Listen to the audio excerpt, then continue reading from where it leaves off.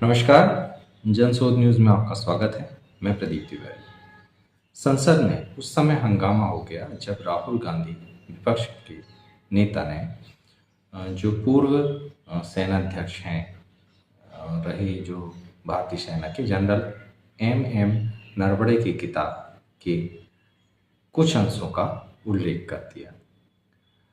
राहुल गांधी का आरोप है कि 2020 में चीन के टैंक जब भारतीय सीमा की तरफ बढ़ रहे थे और जब सेना प्रमुख ने प्रधानमंत्री श्री नरेंद्र मोदी से बात की तो नरेंद्र मोदी ने इस जिम्मेदारी को लेने के बजाय सेना प्रमुख से कहा, जो उचित समझो वो करो, do whatever you deem appropriate.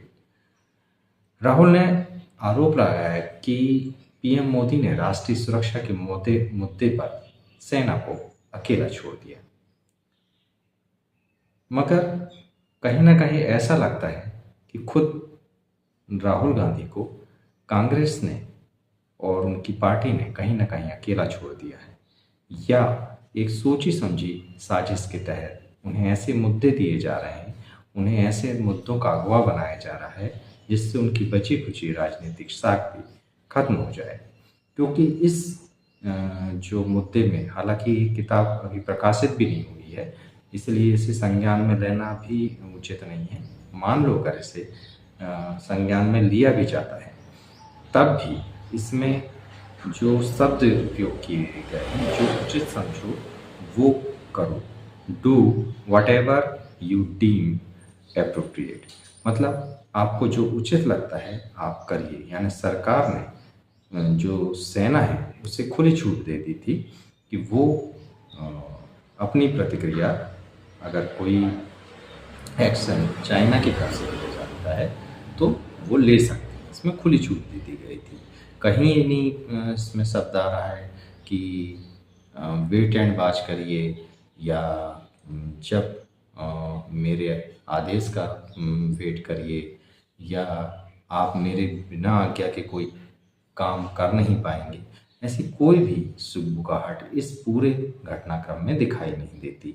तो कहीं ना कहीं ये लगता है कि राहुल गांधी खुद अपने मुद्दे पर फंस गए हैं और उन्हें जानबूझ के सुनियोजित तरीके से एक दशक से भी ऊपर उन्हें इस तरीके के मुद्दे दिए जा रहे हैं और इस तरीके से उनका जो मान मर्दन है वो किया जा रहा है।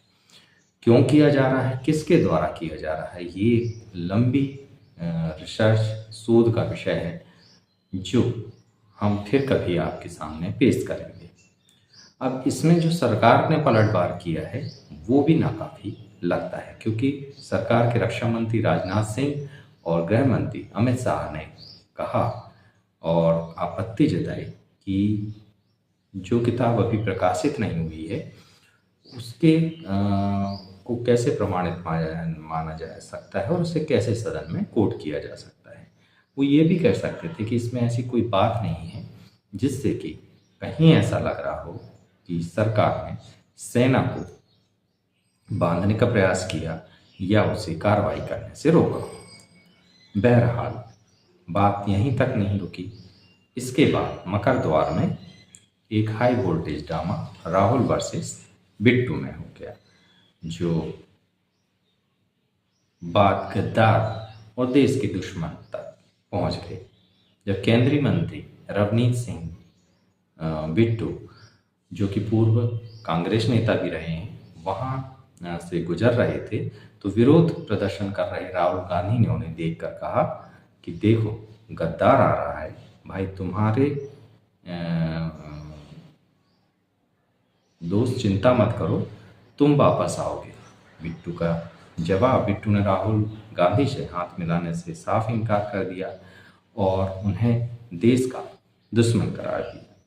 बाद में बिट्टू ने मीडिया से कहा कि गांधी परिवार ने सिखों और पंजाब के दर्द के लिए कोई जिम्मेदारी नहीं ली, वह उन्हें देशभक्ति का पाठ ना ही सिखाए। इस सब पर संसद के अंदर एक बड़ी कार्रवाई भी हो गई। 8 विपक्षी सांसदों को सत्र के लिए सस्पेंड कर दिया गया, जो कि एक बड़ी कार्रवाई है।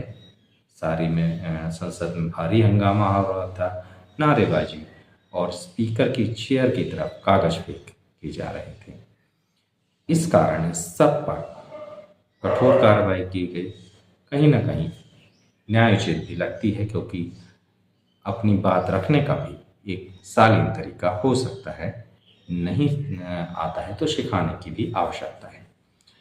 निलंबन में कुछ 8 विपक्षी सांसदों, जिनमें 7 कांग्रेस के हैं और 1 सीपीएम का सांसद है, बजट सत्र की शेष अवधि यानी 2 अप्रैल 2026 तक इन्हें सस्पेंड कर दिया गया है।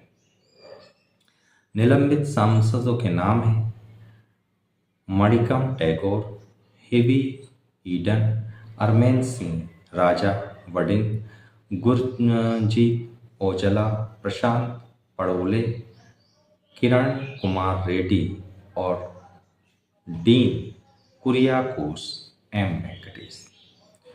तो इन सब को संसद से इस पूरे सत्र के लिए सस्पेंड कर दिया गया है और हंगामे का नतीजा यह रहा है कि अब ये अपने पूरे बजट सत्र में अपनी बात नहीं रख पाएंगे और वो उसमें शामिल नहीं हो पाएंगे।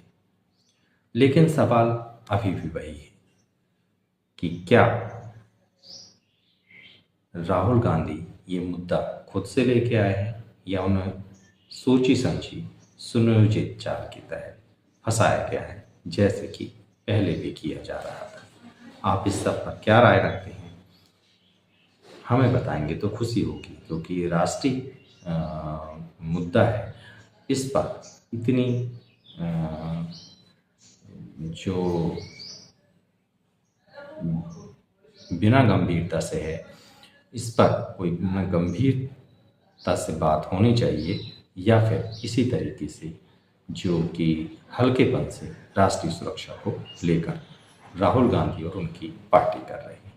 आप क्या सोचते हैं बताइएगा, और जनसुख देखते रहिएगा बेखौफ और बुलंद आवाज के लिए। लाइक और सब्सक्राइब करना ना भूलिएगा। याद रखिए, सच को चिल्लाने की आवश्यकता नहीं होती और राष्ट्र सर्वोपरि है। नमस्कार।